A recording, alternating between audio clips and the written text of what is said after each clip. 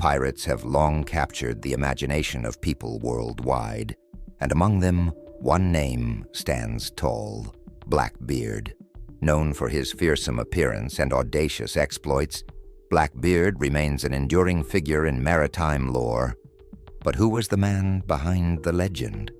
This documentary dives deep into the life and times of Edward Teach, better known as Blackbeard, to uncover the truth about this infamous pirate.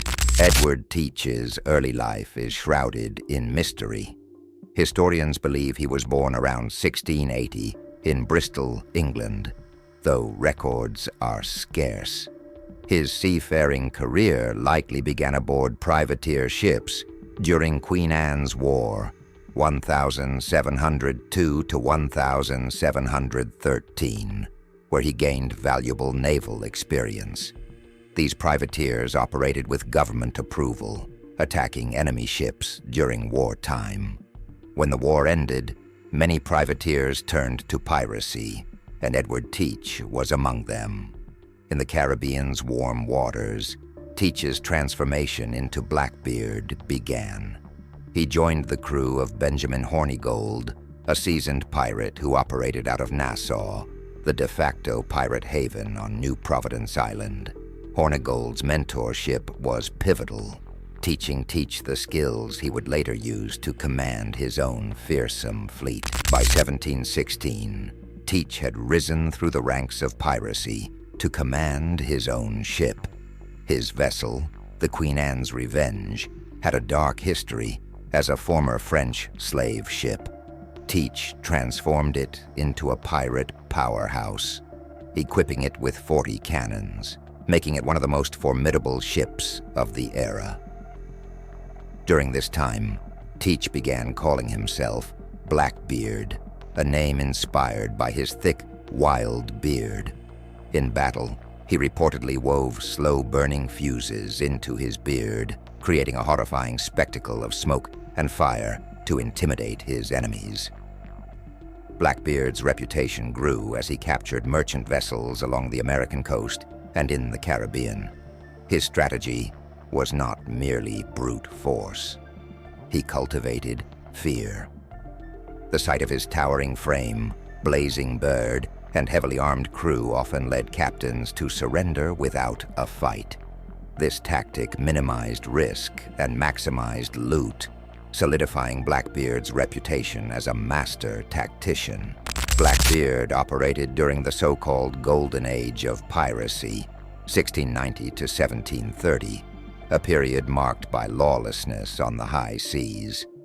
Following the end of Queen Anne's War, European powers reduced their naval presence in the Americas, creating opportunities for pirates to thrive.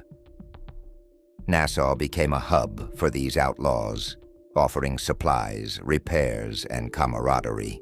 Blackbeard's most infamous exploit came in May 1718, when he blockaded the port of Charleston, South Carolina. With a fleet of 4 ships and hundreds of men, he captured several vessels and took prominent hostages, demanding medical supplies in exchange for their release. The audacious act demonstrated Blackbeard's strategic mind and willingness to push boundaries. Contrary to popular belief, Blackbeard wasn't perpetually engaged in violence. Pirates like him spent the majority of their time securing alliances, negotiating deals, and trading their plunder. Nassau, with its bustling taverns, vibrant markets, and infamous brothels, served as a pirate's paradise. This haven offered a space where they could not only spend their ill-gotten gains, but also strategize and relax. Pirates used these moments of respite to repair their ships, plan future raids, and enjoy a semblance of community and freedom away from the law's reach. Blackbeard also forged alliances with other notorious pirates, such as Charles Vane and Stede Bonnet. These relationships strengthened his influence and ensured mutual protection. However, life on the seas was harsh and unpredictable, marked by disease, betrayal, and the constant threat of capture. By late 1718, Blackbeard's reign was under threat. Colonial authorities, pressured by merchants and governments, began cracking down on piracy.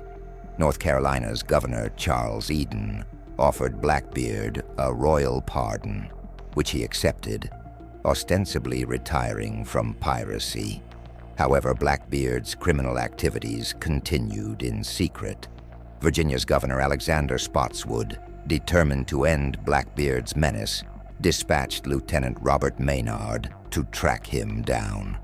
On November 22, 1718, Maynard's forces cornered Blackbeard near Ocracoke Island. The ensuing battle was brutal. Despite being outnumbered, Blackbeard fought ferociously. Legend claims he suffered 20 sword wounds and 5 gunshot wounds before succumbing.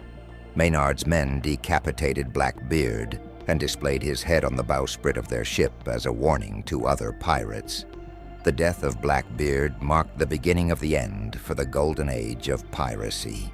Over the centuries, Blackbeard's story has been embellished, turning him into a near mythical figure. Tales of buried treasure, ghostly apparitions, and secret hideouts abound, though few have been substantiated. What remains indisputable is Blackbeard's ability to manipulate his image, using fear and theatrics to achieve his goals. While Blackbeard's exploits were undoubtedly criminal, his actions must be viewed in the context of his time. The early 18th century was a period of significant economic disparity and political upheaval, especially in the maritime world.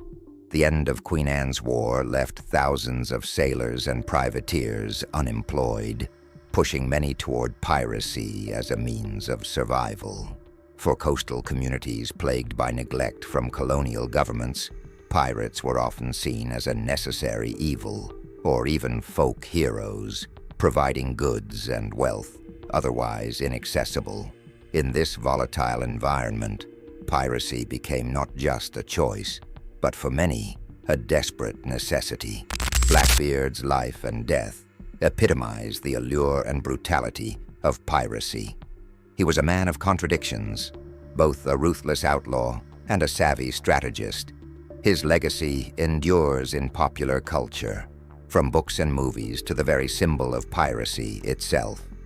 The real story behind Blackbeard reminds us of the thin line between legend and history, a line that Edward Teach navigated with masterful precision. Thank you for joining us on this journey through the life of Blackbeard. If you've enjoyed this documentary and want to uncover more pirate legends, be sure to like, share, and subscribe to Black Flag Tales. Don't forget to hit the notification bell so you never miss an episode. And if you're curious about the tales of other infamous pirates or the thrilling sequel about the Barbary Wars, stay tuned. More adventures await. Together, let's explore the high seas and the stories that shaped them.